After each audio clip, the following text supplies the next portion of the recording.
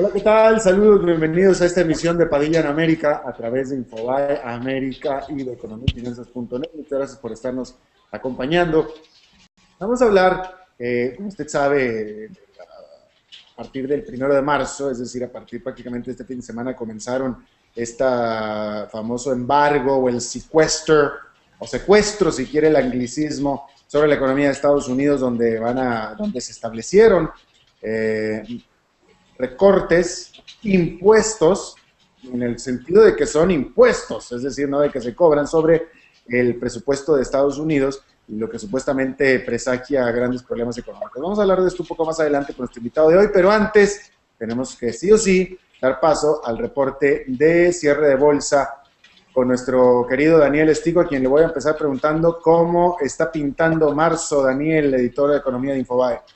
Bueno, aparentemente marzo pinta bastante mejor de lo esperado, ¿no? Porque justamente hoy los mercados ignoraron este inicio del recorte presupuestario. El Wall Street empezó con una tibia baja, pero terminó con una fuerte alza del 0,27%, que está apenas 0,25 del máximo histórico de octubre del 2007. Por lo tanto, es como que los mercados ya habían descontado todo el ajuste fiscal que se avecina y ahora la apuesta es hacia dónde va la nueva resistencia. Entonces, el Dow Jones terminó con suba de 0,27, acumula 7,81 en lo que va del año, apenas en 70 días aumentó casi tanto como en un año, 8,86%, el Standard & Poor's aumentó 0,46, el Nasdaq tecnológico 0,39, así que la bolsa de Estados Unidos aparentemente está ignorando el inicio del recorte fiscal. Ahora, el resto de los mercados tuvieron un sub y baja. El Bovespa de Brasil bajó 0,68, el índice de México bajó 0,28, el índice de IBC de Venezuela 0,32, el de Lima, Perú 1,26, zafaron el Merval de Buenos Aires 1,30% y el selectivo IPSA con 0,2% en Chile. Así que la jornada fue en general bastante positiva. Bueno, Daniel Estico, editor de Economía de Infobae de Buenos Aires, pues te agradezco muchísimo tu participación y me da gusto saludarte de nuevo, mi querido Daniel. Igualmente, un abrazo, nos vemos mañana. Gracias. Bueno, de un grande vamos a pasar a otro grande. Puros grandes tenemos aquí nosotros. Yo soy el más pequeñito de todos y no me refiero a la edad, me refiero al estatus, a la presencia, al currículum y a todo lo demás. Ahora vamos a pasar con mi querido Isaac Cohen, analista, comentarista, vecino de Barack Obama de hace muchos años. ¿Cómo estás, mi querido Isaac? Muy bien, Alberto, encantado. ¿Tú cómo estás? Igualmente, mucho gusto saludarte. Oye, a ver, primero que nada, vamos a hablar de este famoso secuestro o embargo, este sequester, y para ponerlo nada más en perspectiva, que yo creo que no hace falta, pero como a mí me gusta poner las cosas en perspectiva, de más, le voy a decir aquí, a partir del 1 de marzo entraron en vigor estos recortes al presupuesto o al gasto del gobierno de Estados Unidos, recortes impuestos por una ley del Congreso que decía que estos recortes tenían que hacerse en caso de que el Congreso y la Casa Blanca o el gobierno de Estados Unidos, que es lo mismo, no se pusieran de acuerdo precisamente en un plan para reducir el déficit, abultado déficit presupuestal. Entonces, pues el Congreso dijo, si para ustedes y para el 1 de marzo o el 28 de febrero de 2013 no se ponen de acuerdo, entonces nosotros a la de a fuerza vamos a poner una serie de recortes indiscriminados, a rajatabla, para que sí o sí se arregle esta situación. El presidente Barack Obama estaba tratando de evitar que entrara este famoso sequester que le llaman, este embargo, porque decía que había una manera más inteligente de hacerlo, que era poniéndose de acuerdo con el Congreso, pero nunca se puso de acuerdo con el Congreso y por tanto, entonces entraron estos recortes, los cuales, de acuerdo a la Casa Blanca, de acuerdo al presidente Barack Obama, iban a significar prácticamente un desastre económico para la economía de Estados Unidos. De nuevo, mi querido Isaac Cohen es vecino, no nada más de Barack Obama, sino de los republicanos, de los demócratas y de todos los demás, desayuna con ellos, no vas a decir que no. Entonces, yo te quiero preguntar, primero que nada, Isaac, primero que nada, ¿cuál era tu opinión al respecto? Porque hay muchos analistas que decían que en realidad era una exageración, que no iba a pasar gran cosa. Nunca te pregunté a ti tal cosa. Bueno, yo ahí me basaba en el juicio de la Oficina del Presupuesto del Congreso, quien hizo un cálculo que si los recortes presupuestarios entraban en vigor a partir del 1 de marzo, la economía de Estados Unidos perdería alrededor de 0,5% de crecimiento, equivalente más o menos a 700,000 puestos de trabajo. En un momento en que la economía de Estados Unidos está creciendo muy lentamente, una pérdida de medio punto porcentual del crecimiento, pues es un golpe para la reactivación económica. El propio Ben Bernanke lo dijo en testimonio ante el Congreso la semana pasada.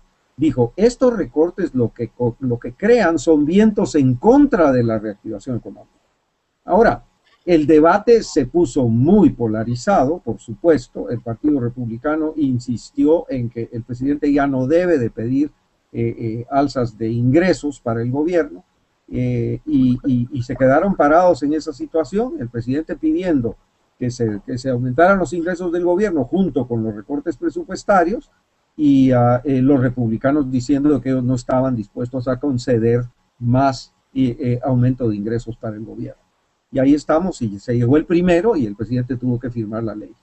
Ahora, dime una cosa, tú dices que te basas en el reporte del Congreso, y yo te pregunto, porque las personas, analistas que mencionaban que en realidad el efecto no iba a ser tan grande, que lo que estaban haciendo, sobre todo la Casa Blanca, el presidente Barack Obama, era un chantaje al público, tratando de presionar al Congreso, porque hablaban ellos de que en realidad a la hora el recorte impositivo o impuesto iba a ser 85 mil millones de dólares al año. Es más, ni siquiera 85, la mitad de eso, 42, 43 mil millones de dólares al año, que en realidad 43 millones de dólares al año para una economía como Estados Unidos es prácticamente nada, es muy poquito. Bueno, es 2,4% del presupuesto federal. Estamos hablando de que es de 3 trillones, millón de millones, ¿no? 3,5 trillones de dólares. Entonces, un recorte de 85. El problema es que los 85 entran en vigor en los siguientes 7 meses de lo que queda de este año fiscal. Y entonces el golpe es mucho más grande. Es el equivalente. ¿Sí estás de acuerdo en que son 85 mil millones de dólares? Eso sí. Sí, pero el problema es que son recortes con machete, no son recortes con bisturí. Y el problema es que recortes así, lo que hace es que el gobierno tiene que despedir gente, el gobierno tiene que dejar de pagarles a los contratistas, tienen que cerrarse algunas actividades, especialmente en el Departamento de Defensa, porque los recortes son equivalentes para los programas sociales y los programas sociales discrecionales del gobierno y para el gasto militar. Entonces, el golpe es muy duro en un lapso de tiempo relativamente corto. Y eso, ahí la opinión de Bernanke creo que es la clave, donde él dice, lo que esto crea es un viento en contra de la reactivación económica. Y la Oficina de Presupuesto del Congreso dice, pues significa perder 0,5% del crecimiento, equivalente a 700,000 puestos de trabajo. No necesita eso la economía de Estados Unidos en este momento. Ahora, ¿cuál es tu opinión al respecto? De nuevo, tomando en cuenta que tú vives ahí, tú estás en el ground zero de todo esto, llevas años y años viviendo en Washington, has pasado, pues por muchos presidentes, yo no sé por cuántos, pero muchos presidentes ahí que han desfilado por tu calle, donde tú vives, Isaac. Yo te pregunto, sin dejar de tomar en cuenta que Barack Obama fue congresista, él fue senador, él conoce cómo funciona el Congreso, etcétera. Pero me parece a mí, yo estoy de acuerdo, los republicanos no querían mayores aumentos de impuestos. Yo estoy de acuerdo en que yo creería que es necesario, sí o sí, no puedes salvar esta situación sin aumentar impuestos, pero la pregunta es, ¿no crees que el presidente Barack Obama pudo haber hecho más para llegar a un acuerdo, aunque no fuera el que él quería, pero sí un acuerdo? Mira, lo que pasa es que el Partido Republicano le ha hecho concesiones al presidente Barack Obama después de la elección. Eso hay que reconocerlo. En primer lugar, le admitió, por ejemplo, subir los impuestos a las personas que ganan más de $450,000. Eso es un paso muy grande para los republicanos. Fue un reconocimiento de que se puede permitir un alza de impuestos. Prorrogaron la extensión del endeudamiento del gobierno hasta finales de marzo. Para que no se confundiera una cosa con la otra, la patearon para adelante, como se dice en términos futbolísticos. Está bien. Pero ahora el Partido Republicano, como dice, bueno, ¿y ahora qué? Entonces, estamos en una situación en donde la polarización se agudizó respecto a este tema. Ahora tenemos el tercer episodio, que es el endeudamiento del gobierno que se vence el 27 de marzo, Y ahí los republicanos se sienten con un poco de más poder de negociación, como para poder convencer al presidente de que no esté exigiendo tantas alzas de impuestos. Ahora, todo esto se enmarca, como tú muy bien lo pusiste en contexto al principio, dentro de este debate sobre el déficit fiscal en Estados Unidos. Y es que hay una diferencia muy grande. Hay quienes dicen que la prioridad de la política económica debe ser corregir el saldo rojo del gobierno. Y quienes dicen, no, el problema de esta economía es el empleo, es el crecimiento. Entonces tenemos que ver de qué manera corregimos el saldo rojo, pero sin afectar el crecimiento, como lo dice Bernanke. Bernanke lo ha dicho muy claramente, pero es muy difícil con las dos posiciones tan encontradas, Alberto, que lleguemos a una solución. Bueno, pero entonces, a ver, que me pareció que como que quisiste, a ver, hablaste en tu respuesta, quisiste contestármela, pero luego te me echaste para atrás, porque tú efectivamente dijiste que los republicanos le han dado concesiones a Barack Obama, y la pregunta que yo te hice es, si no te parece si Barack Obama, si hubiera querido, hubiera también podido negociar y llegar a un acuerdo, no el que él quería, pero llegar a un acuerdo, pero evidentemente no quiso llegar a un acuerdo, ¿estás de acuerdo? No, él efectivamente, pero él lo que dijo es que él está haciendo concesiones, porque él quiere... ¿Y es cierto? Es cierto, él ha puesto sobre la mesa, por ejemplo, correcciones para el Medicare y para otros gastos que son muy importantes. Y, por ejemplo, pero él lo que dice es, cerremos las exoneraciones de impuestos que son más exageradas. Por ejemplo, ¿cómo le vamos a quitar dinero a los viejitos, como yo, si no le quitamos la exoneración a las personas que vuelan aviones a propulsión privados, como tú? Entonces, ahí está el problema, ¿me entiendes? Entonces, esa diferencia es, creo, el problema. Bueno, objetivamente, tú que estás en Washington, objetivamente, ¿quién crees que es la parte, si es que hay una, que sea más intransigente o más intransigente, inconsciente, que tiene la postura más débil de las dos partes? Bueno, yo creo que el Partido Republicano está ajustándose a una situación de debilidad política, porque pues perdieron las elecciones después de todo, están ajustándose a una situación así. Y hay remanentes en el Partido Republicano que son muy, muy radicales, que quisieran que las cosas siguieran como están. Y el jefe de la mayoría, el líder de la Cámara, que es el señor Boehner, tiene dificultades para conseguir el apoyo de todos los republicanos. Todas las medidas que te mencioné, incluyendo una medida que estaba siendo muy controvertida, que era la ley prohibiendo la violencia contra las mujeres, todas esas actividades han sido aprobadas con una minoría de republicanos. La forma como se ha construido la mayoría en la Cámara es muy pocos republicanos con todos los demócratas. Y el líder de la mayoría republicana, el señor Boehner, se está convirtiendo en el líder de una minoría. Y eso es muy delicado, porque lo que pasa es que no se logra conseguir el apoyo de todos los republicanos para estas medidas. Entonces tenemos una situación delicada en el sentido de que el Partido Republicano no tiene una, ¿cómo le podríamos llamar a eso? Una coherencia suficiente como para empujar lo que quiere, pero al mismo tiempo tampoco puede conseguir los votos necesarios para alcanzar una victoria. Entonces, y así es que estamos construyendo mayorías con minorías. Pues. Entonces tú lo que estás diciendo es que quien realmente está en la posición más intransigente son los republicanos. Creo que sí, la minoría del Partido Republicano. Es como que está queriendo aspirar a más de lo que puede políticamente. Y esto es lo que está complicando la situación. Ok, ahora vamos a hablar, siguiendo hablando, pero de la economía de Estados Unidos como tal. Por cierto que tú, en tu comentario que va a salir esta semana, todavía no lo subimos, en economiafinanzas.net, hablas sobre el libre comercio de Estados Unidos con Japón y las implicaciones con el Grupo del Pacífico, y aparte también esta intención de hacer un tratado de libre comercio con la Unión Europea. Cuéntanos por qué es importante esto. Mira, es el resultado de la visita del primer ministro de Japón, el señor Abe, a Washington la semana pasada, la anterior. Japón se había quedado afuera de estas negociaciones. Estaban negociando ocho gobiernos originalmente. Se alineó Canadá y México en las últimas Han habido 15 rondas de negociaciones ya sobre esto, Alberto. Esto va caminando y Japón se estaba quedando atrás. Pero la situación ha cambiado. El primer ministro de Japón comprende de que Japón tiene que pertenecer a esta alianza que dirige Estados Unidos y ¿Qué es la alianza? ¿Cómo se llama la alianza, Isaac? La alianza transpacífica. Si es que Japón va a estar en la jugada, pues va a tener que entrar a esto. Ahora, Japón tiene un problema muy delicado con su agricultura. Su agricultura es sumamente protegida. Anda a tratar de vender una libra de arroz en Japón, es imposible. Entonces, el problema es que el primer ministro quería que se le prometiera que no le iban a ejercer, no le iban a requerir reducciones arancelarias para poder participar en la negociación.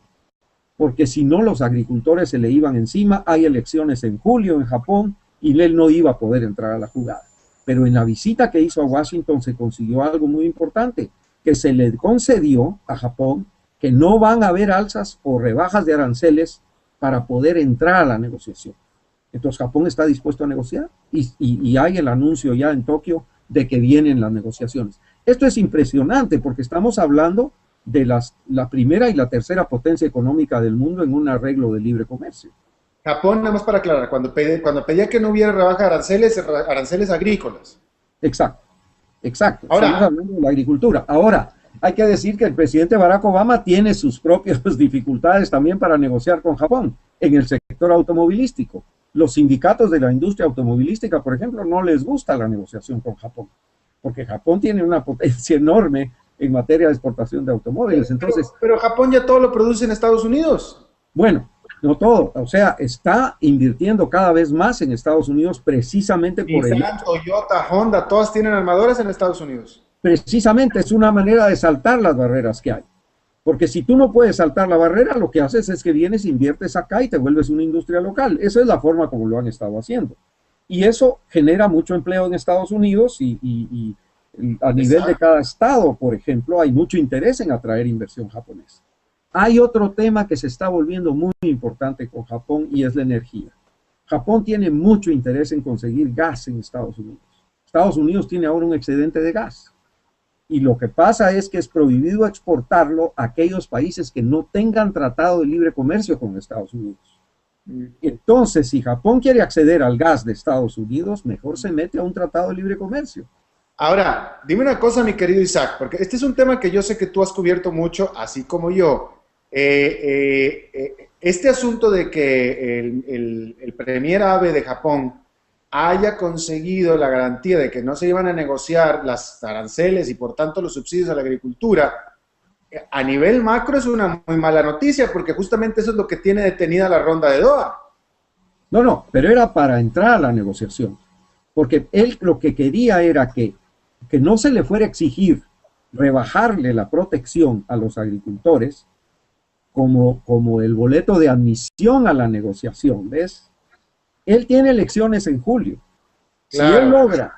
Si él logra eliminar esta supuesta amenaza y lo deja para después, porque las negociaciones continúan, o sea, estamos hablando de 15 rondas que han habido hasta ahora, 16, porque la próxima es, me parece que en Singapur. Entonces, de esa manera Japón puede entrar, y eso es lo que se consiguió. Bueno, porque déjame hacer otro punto también.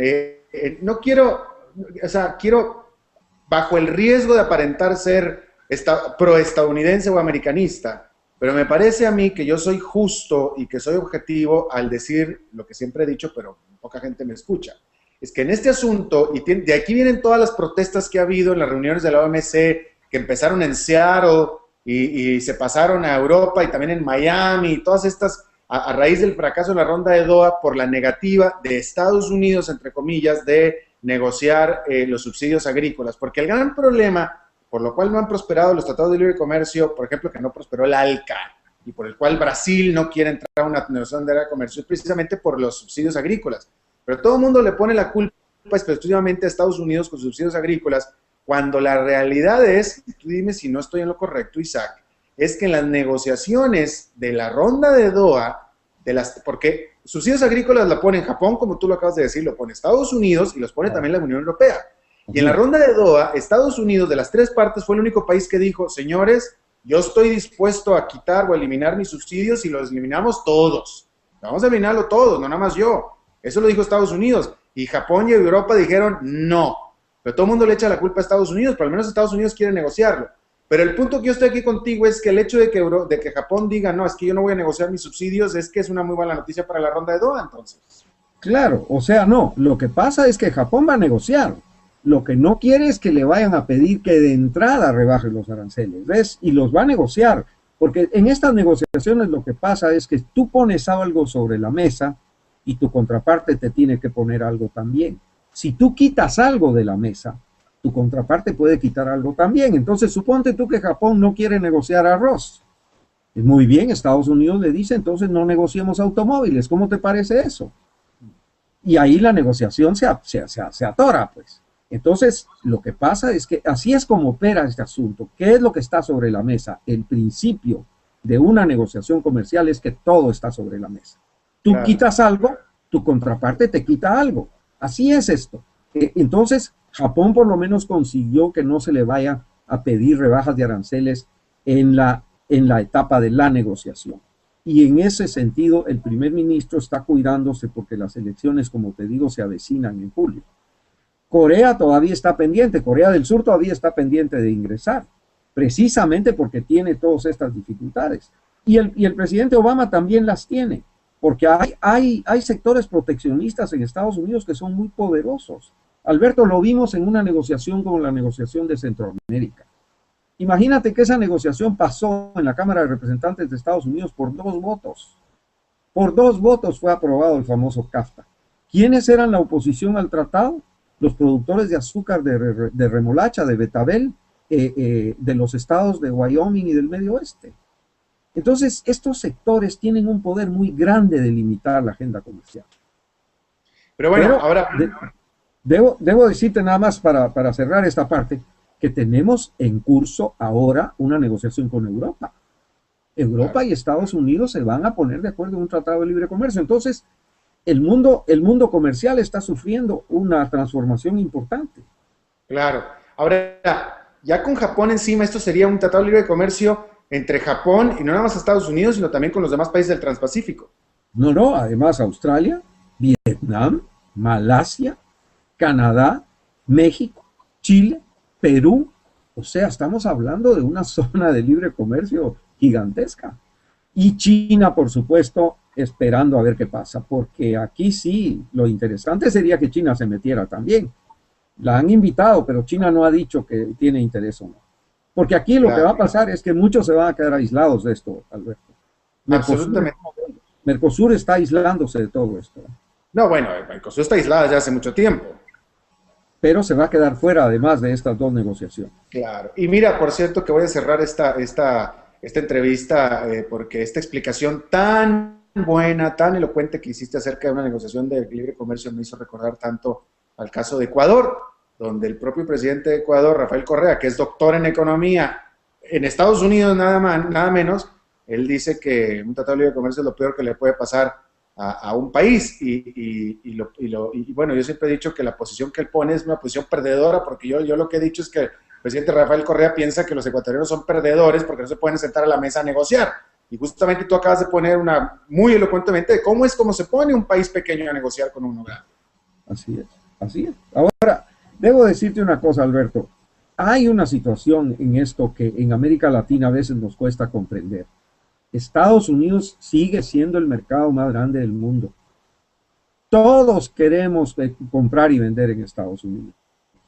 El éxito de China, por ejemplo, no se puede entender sin el libre comercio con Estados Unidos, sin la capacidad de exportar que tiene China a Estados Unidos. Entonces, yo creo que tenemos que tener prioridades en América Latina y poner en primer lugar el acceso a mercados grandes como este. Claro. Isaac Cohen, analista, economista, observador, comentarista y amigo mío, te agradezco muchísimo, como siempre, tu buena disposición a charlar con nosotros, mi querido Isaac Cohen. Un placer, un fuerte abrazo, Alberto, como siempre. Gracias, Isaac Cohen, desde la capital de Estados Unidos, Washington. Muchas gracias. Bueno, y por cierto que los invito a que empiecen a acudir, a participar también vía Facebook en Padilla en América, Facebook Padilla en América. Ahí está la página, la están viendo ustedes en este momento. Los invito a que participen, nos envíen comentarios, nos envíen sus preguntas y bueno, que hagan lo que mejor se puede hacer en Facebook, que es justamente interactuar en esta nueva herramienta en redes sociales de Padilla en América e Infobae en América. Muchas gracias por habernos acompañado, nos vemos a la próxima y que la pasen muy bien. Aires, pues te agradezco muchísimo tu participación y me da gusto saludarte de nuevo, mi querido Daniel. Igualmente, un abrazo, nos vemos mañana. Gracias. Bueno, de un grande vamos a pasar a otro grande. Puros grandes tenemos aquí nosotros. Yo soy el más pequeñito de todos y no me refiero a la edad, me refiero al estatus, a la presencia, al currículum y a todo lo demás. Ahora vamos a pasar con mi querido Isaac Cohen, analista, comentarista, vecino de Barack Obama de hace muchos años. ¿Cómo estás, mi querido Isaac? Muy bien, Alberto, encantado. ¿Tú cómo estás? Mucho gusto saludarte. Oye, a ver, primero que nada, vamos a hablar de este famoso secuestro o embargo, este sequester, y para ponerlo nada más en perspectiva, que yo creo que no hace falta, pero como a mí me gusta poner las cosas en perspectiva, además, le voy a decir aquí, a partir del 1 de marzo entraron en vigor estos recortes al presupuesto o al gasto del gobierno de Estados Unidos, recortes impuestos por una ley del Congreso que decía que estos recortes tenían que hacerse en caso de que el Congreso y la Casa Blanca o el gobierno de Estados Unidos, que es lo mismo, no se pusieran de acuerdo precisamente en un plan para reducir el déficit, abultado déficit presupuestal. Entonces, pues el Congreso dijo, si para ustedes y para el 1 de marzo o el 28 de febrero de 2013 no se ponen de acuerdo, entonces nosotros a la de a fuerza vamos a poner una serie de recortes indiscriminados, a rajatabla, para que sí o sí se arregle esta situación. El presidente Barack Obama estaba tratando de evitar que entrara este famoso sequester que le llaman, este embargo, porque del año, apenas en 70 días aumentó casi tanto como en un año, 8,86%, el Standard & Poor's aumentó 0,46%, el Nasdaq tecnológico 0,39%, así que la bolsa de Estados Unidos aparentemente está ignorando el inicio del recorte fiscal. Ahora, el resto de los mercados tuvieron un sub y baja. El Bovespa de Brasil bajó 0,68, el de índice de México bajó 0,28, el índice de IBC de Venezuela 0,32, el de Lima, Perú 1,26, zafaron el Merval de Buenos Aires 1,30% y el selectivo IPSA con 0,2% en Chile. Así que la jornada fue en general bastante positiva. Bueno, Daniel Estico, editor de Economía de Infobae de Buenos Aires.